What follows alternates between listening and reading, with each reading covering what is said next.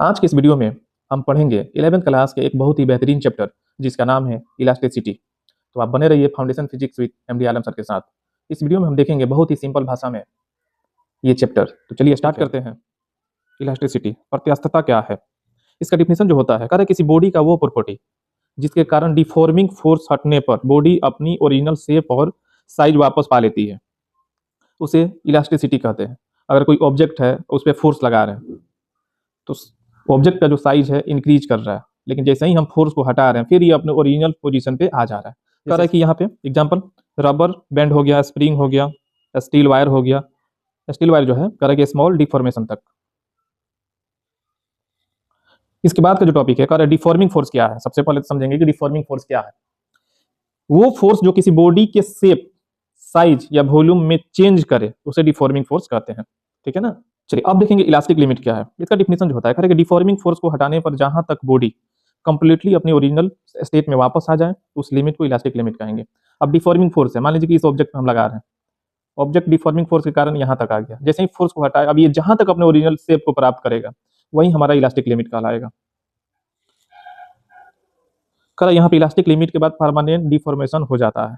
बहुत अच्छा। इसके बाद का जो टॉपिक है आपका, इसका नाम है स्ट्रेस। ठीक है ना। यूनिट एरिया पर लगने वाला जो डिफॉर्मिंग फोर्स होगा, जो यूनिट एरिया पे लगने वाला जो डिफॉर्मिंग फोर्स होगा उसे स्ट्रेस कहेंगे। स्ट्रेस का फॉर्मूला जो होता है फोर्स अपॉन एरिया होता है यहाँ पे, और इसका ऐसा यूनिट जो होता है न्यूटन पर मीटर स्क्वायर होगा या पास्कल बोलेंगे, और इसका जो नेचर होता है वो स्केलर होता है, और इसका डायमेंशन बहुत ही इंपॉर्टेंट है। फोर्स का डायमेंशन ml T/2 होगा और एरिया का L स्क्वायर होगा। ठीक है। तो इसका कंप्लीट डायमेंशन जो होगा m L/1 T/2 होगा। ये एग्जाम में आते रहता है। अब आपका टॉपिक है, इसका नाम है टाइप्स ऑफ स्ट्रेस। पहला होता है लॉन्गिट्यूडिनल स्ट्रेस, लेंथ चेंज करता है, एग्जांपल जो हो गया स्ट्रेचिंग वायर हो गया। दूसरा इसका टाइप है वॉल्यूम स्ट्रेस, ये वॉल्यूम चेंज करता है, एग्जांपल हो गया लिक्विड प्रेशर। इसके बाद शेयरिंग स्ट्रेस, शेप चेंज करता है, एग्जांपल हो गया स्लाइडिंग लेयर। अब देखेंगे स्ट्रेन क्या है। स्ट्रेस के कारण बॉडी में हुआ फ्रिक्शनल चेंज जो होगा वही स्ट्रेन कहलाता है, और स्ट्रेन का फॉर्मूला जो होता है जैसे चेंज और बटा में ओरिजिनल लेंथ होता है स्ट्रेन का फॉर्मूला। स्ट्रेन जो होता है यूनिट लेस होता है, इसका कोई यूनिट नहीं होता है। कई बार एग्जाम में इसका डायमेंशन भी पूछा जा सकता है आपसे, इसका कोई डायमेंशन नहीं होता है। स्ट्रेन पहला है लॉन्गिट्यूडिनल स्ट्रेन, इसका फॉर्मूला जो होता है डेल्टा एल बटा में एल होता है। डेल्टा एल जो है वो चेंज इन लेंथ है, एल जो है आपका ओरिजिनल लेंथ है। इसके बाद होता है वॉल्यूम स्ट्रेन, डेल्टा भी बटा में भी, ये चेंज इन वॉल्यूम है, ये ओरिजिनल वॉल्यूम है। इसके बाद होता है आपका shear strain, tan theta approximately equal होता है थीटा के। टॉपिक हुक्स लॉ, इसका स्टेटमेंट जो है कि इलास्टिक लिमिट के अंदर स्ट्रेस डायरेक्टली प्रोपोर्शनल होता है स्ट्रेन के। Stress is directly proportional to strain.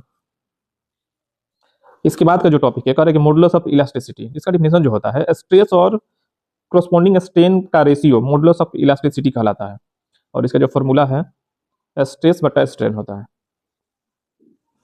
इसके बाद का जो टॉपिक है यंग्स मॉडुलस है, इसका डिफिनेशन जो होता है लॉन्गिट्यूडिनल स्ट्रेस और लॉन्गिट्यूडिनल स्ट्रेन का रेशियो यंग्स मॉडुलस कहलाता है, और इसका जो फॉर्मूला होता है यंग्स मॉडुलस का लॉन्गिट्यूडिनल स्ट्रेस बटा लॉन्गिट्यूडिनल स्ट्रेन होता है, इसका यूनिट जो होता है न्यूटन पर मीटर स्क्वायर होता है।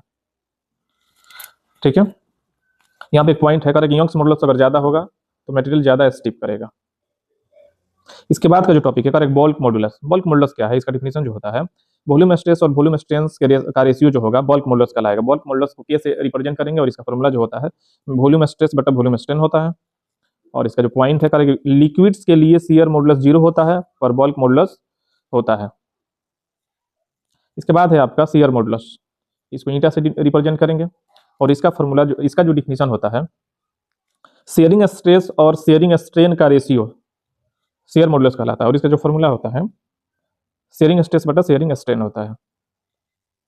अब है हमारा stress strain curve. Important point इसका जो है समझ लेंगे तो कर्व समझ में आ जाएगा। ओ ए जो होगा वो लीनियर रीजन होगा, यानी हुक्स लॉ इसमें वैलिड होगा। ए जो होगा इलास्टिक लिमिट होगा, बी जो होगा यील्ड पॉइंट होगा, और सी जो होगा अल्टीमेट टेंसाइल स्ट्रेंथ होगा, और डी जो होगा ब्रेकिंग पॉइंट होगा। आप जब एनसीईआरटी किताब जब खोलेंगे तो उसमें ये दिया हुआ है। एरिया अंडर कर्व जो होगा energy stored per unit volume को रिप्रेजेंट करेगा। इसके बाद का जो टॉपिक है आपका इलास्टिक पोटेंशियल एनर्जी, ये फॉर्मूला बड़ी पूछता है एग्जाम में, और इसका फॉर्मूला होता है 1/2 stress strain multiply by volume. इसके बाद का जो टॉपिक है हमारा कह रहा है कि मोस्ट इंपोर्टेंट एग्जाम पॉइंट्स है, हम ऑन शॉर्ट में देखेंगे। स्ट्रेस का जो फॉर्मूला होता है फोर्स अपॉन एरिया होता है, स्ट्रेन का कोई यूनिट नहीं होता है, valid only up to elastic limit. Young's modulus measure stiffness, और liquids have bulk modulus but no shear modulus. Area under stress strain curve जो होगा वो इलास्टिक एनर्जी को रिप्रेजेंट करेगा।